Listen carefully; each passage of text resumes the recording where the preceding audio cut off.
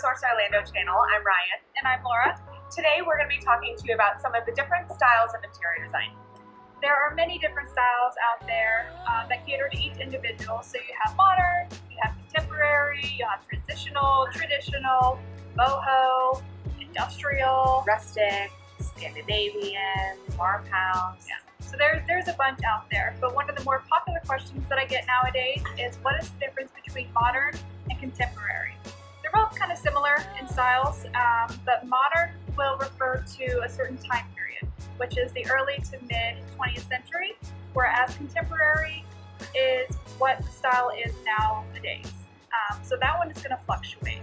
Modern, they do have more of a neutral color palette.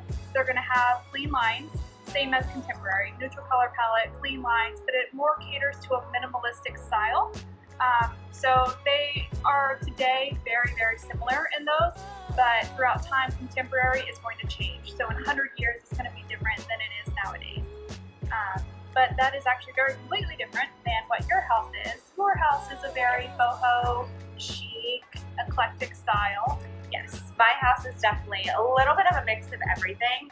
I kind of like to use this for we've got a little bit of color, a little bit of the fun fixtures, but yeah, my place is definitely a little bit more of that eclectic feel. So I've got a little bit of those traditional pieces, like the heavy woods. We've got a lot of the kind of more contemporary, softer fabrics, some velvet, some shag, and then you've got a lot of the clean lines with other furniture. So definitely a little bit kind of incorporating everything to kind of create my own style, which is definitely not the wrong way to do it nowadays. People are kind of expanding every avenue and kind of making it their own. So there's definitely no one way or one right way or wrong way to do it. So that's a little bit about the kind of more fun and playful eclectic. I'm also going to cover traditional and transitional and explain kind of the difference.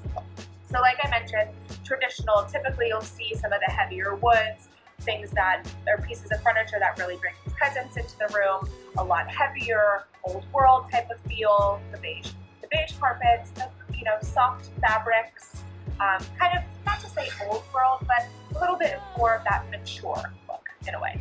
Transitional will incorporate some of that classic look. So for this example, Calcutta, but they're also making it a little bit more of a playful look. So modernizing it slightly by putting it into a different pattern that kind of brings it a little bit more to today's look and today's style. And one little note on that, just because you pulled up this sample, this one is a chevron. That's also another common question that I get is, what is the difference between a chevron and a herringbone? Yes. Because they both kind of have that zigzag style to it.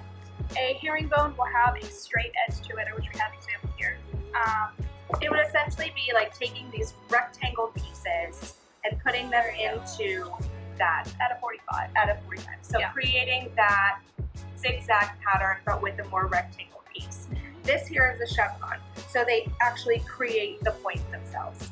So in a chevron, you're going to have that cracked point. In a herringbone, you're going to have a rectangle shape that's creating that pattern. There you go. Yeah. And another popular style nowadays is the modern farmhouse, which is of course inspired by Chip and Joanna Gaines. Everybody knows them. It is the white shiplap, white subway on the bathroom walls, kitchen backsplash. This is more of a modern picket, so it's like your traditional subway, but just more of a modern point to it. Kind of your modern farmhouse. Yeah, and it also has very natural wood tones in it. So your floor is going to be natural wood. You're going to have maybe some beams at the ceiling that look like wood. So it's just a very organic and calming, warm type of environment. Yeah.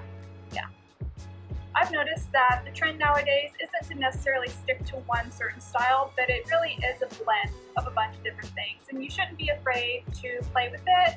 You can mix and match, and it's okay. It's still gonna look good. So when you're remodeling your home or building a new one, have fun with it.